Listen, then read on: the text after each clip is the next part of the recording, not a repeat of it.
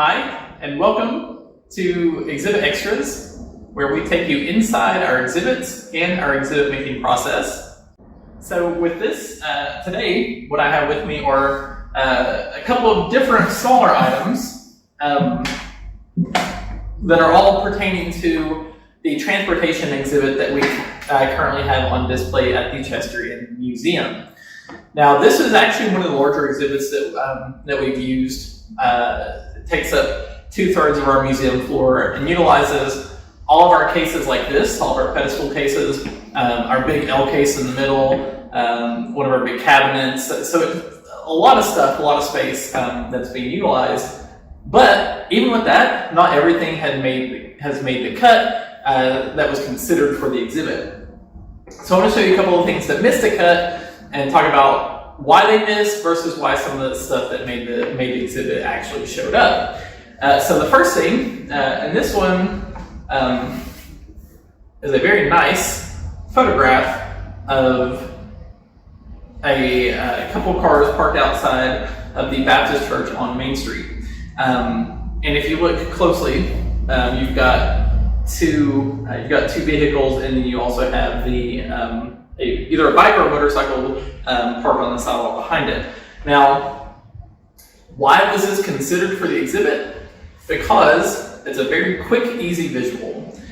So our exhibit, the theme, is sort of a brief overview history of transportation in the area. So it starts with horse and carriage. We've got a lot of horse photographs. We've got a lot of carriage supplies, saddles, like a lot of artifacts for that. We don't have a lot of artifacts for automobiles, but the transition goes from horse and carriage through early automobiles. We do have a lot of photographs of automobiles, especially like touring cars from the early 1900s, that sort of thing. And so this was a really cool photograph. It captures Jonesborough at a later time period, or a more recent time period. Don't have a lot of photograph coverage of, basically 1930 to really to the present in the museum. So it's a cool snapshot, a couple of cool photographs of cars. That's why it was considered for the exhibit. It did not make the cut because we were able to actually use a bunch of different photographs for it.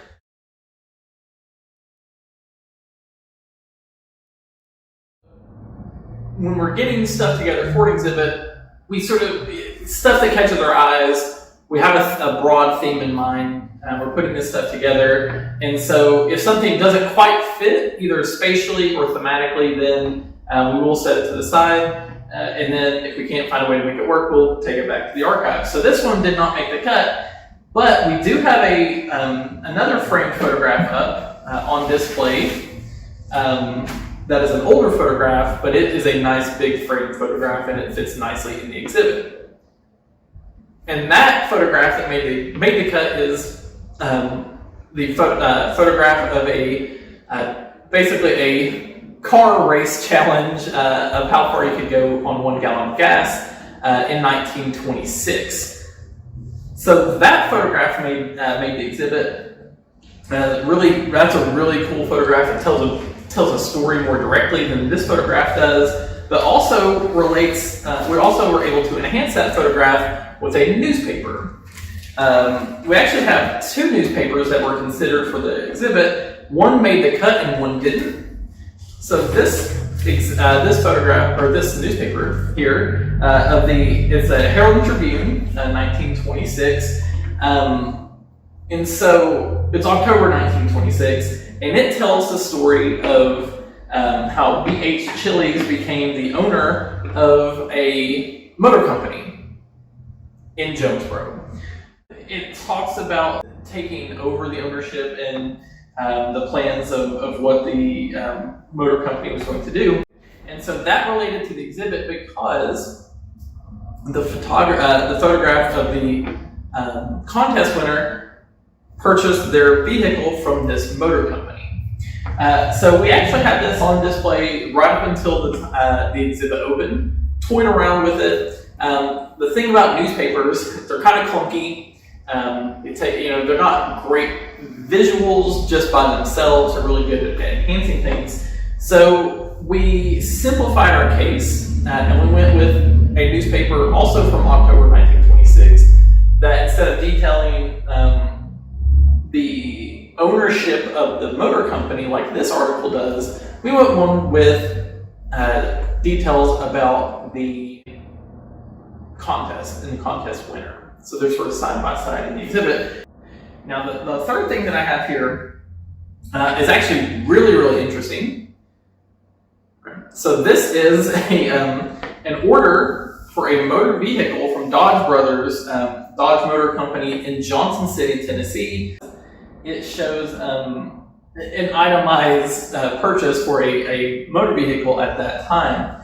And so it details the price of the motor vehicle itself. So the price of the motor vehicle that was delivered was $980.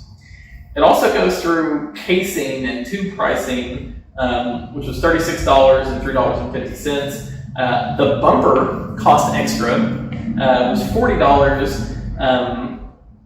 And so the total cost with everything added to it was over $1,000.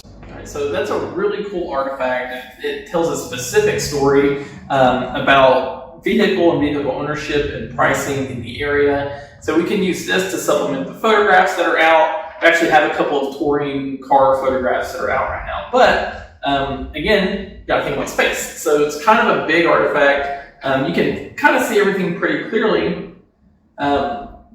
Again, this is also something that we had on display before the exhibit opened and that ultimately did not make the cut. But we were able to tell a similar story with a smaller artifact. So this is actually part of a larger document collection. So we actually have, it actually comes with the envelope to the vehicle owner, which is James Epps Jr. in Jonesborough. So we have this letterhead from the Dodge Motor Company in Johnson City, which has a picture of the model of the Dodge Brothers works in Detroit on the back. But it also, this whole document collection not only had this purchase order and the envelope, but it also had like the title and registration. It also had a smaller itemized bill. So we were able to take the itemized bill, which is a little bit smaller and a little bit easier to read, and we have that on display, and it sort of gets across the same information and fits nicely with the documents and other photographs that are part of that particular story in the exhibit. All right, so that is it for this episode. It's always interesting to talk about the exhibit making process. The exhibit has a lot of photographs and documents, and it has a newspaper. So why did we pick those particular ones, and why did these not make the case? Those are the things that we think about all the time when we're putting exhibits together. So the next time you look through an exhibit, maybe wonder if this is what made the cut, what didn't make it, and why was some of the stuff left out. So there's always a story to tell, and there's always a larger story to tell even beyond the exhibit itself that we have out on display. But that is it. Thank you for watching this episode of Exhibit Extras. Join us next time when we share more information and artifacts that talk about the exhibits that are on display and how they came together. Thanks.